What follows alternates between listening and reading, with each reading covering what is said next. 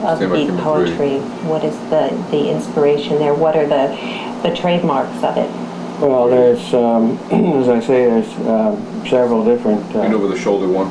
styles that merge from it, but one characteristic is a wary eye on the establishment and a spy for God's spy. Honesty is a characteristic of it, and all poets have to be honest. And most of the beats kept an eye on the government of the country so that it wouldn't do something drastic in terms of honesty. And in that respect, we have Generation X coming up now, waves of a generation, as Emerson characterized society as a wave, and it will gradually change the shoreline. All the particles in the ocean are individuals, so everything is changing, and it is important that as we see this, the turn of this century go, there will be great changes with great population, and poets always have an eye on that situation globally and nationally. How do you feel that? Do you feel that there is a resurgence of interest in beat poetry, or am I wrong? Did beat poetry just never really go away? Well, there definitely has been a resurgence recently. Go get them. I don't know. I guess that's due to the younger generations always wanting that honesty, and of course you can't lie to them. And many of the systems and the establishments try to keep a lie and to them, and they know better, and so then they turn to someone who is speaking truth. You mentioned the movement, the expatriates after World War I, sort of the lost generation of the literature that was written there. What was the impetus for the beat generation? What was it that really made them wary of the establishment and of bringing forth this brutal honesty?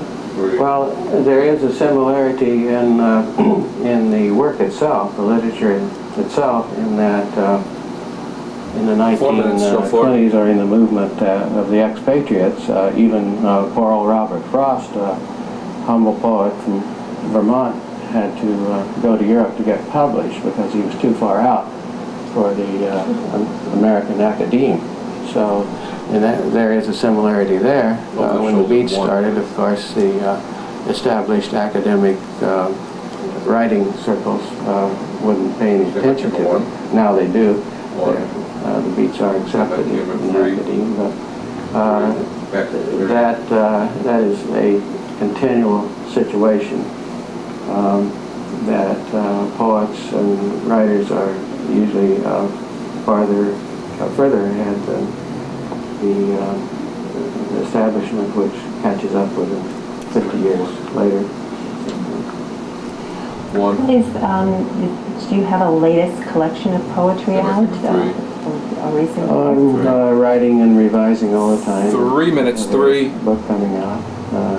Most of my books are in collectors' hands, and they're not much available to the public, but they will be soon. I do have one reprint of a prose book, Last of the Moccasins, that is at your local booksellers. Brett, what are some of the events that are going to be happening at the Cherry Valley Arts Festival the 7th through the 9th of August? Sort of a short rundown of the weekend. Friday evening, starting at 7 p.m., we'll have about a 3-hour program that includes probably 10 or 11 poets, as well as a film, Farm Diary, that Gordon Ball made the first year that Alan and Gordon and Peter lived up at the farm in 1968. That was just shown at Normal in April, as well as the poets on that evening. Saturday day, starting at noon until 6, we're having a marathon open mic.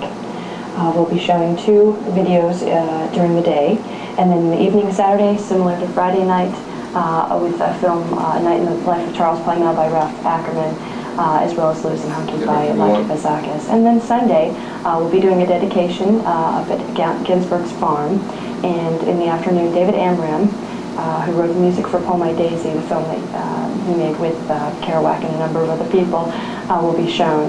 Douglas Brinkley, who is now going to be writing the authorized biography of Kerouac, will be there Sunday as well. And directions from the Capital Region to Cherry Valley, how would you get there? 3. Take 20 east.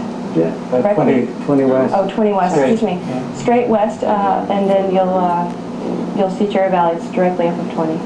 Anybody want Hey, one? and it 2 is shot a 3. beautiful area, and I know that this is going to be a terrific festival. Hoping for to see a lot of folks that you haven't seen for a while, Charlie. Yes, I shots 3. have Show 1 minute 1. people coming who know me or who know my work and that I haven't met, and I have lots of response there, and really we don't know how many will turn out.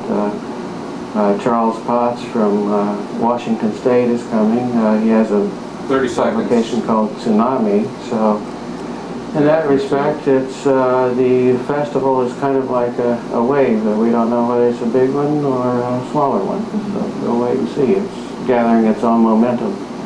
2. Chance to Stand by camera 3. reacquaint yourself with old friends and probably to meet new friends Give a as rep. well. So it should Stand be by camera terrific. 3. Okay, our guests tonight, we want to thank Brett And Cox 3. and Charlie Plymell, who will be organizing and taking part in the Cherry Valley Arts Number 1. Festival happening in Cherry Valley, August 7th through 9th. It's a tribute to 30 years beat and bohemian influence, so don't miss out. I'm Marianne Potter. Thanks for joining me tonight on Q&A. Have a good night. In black.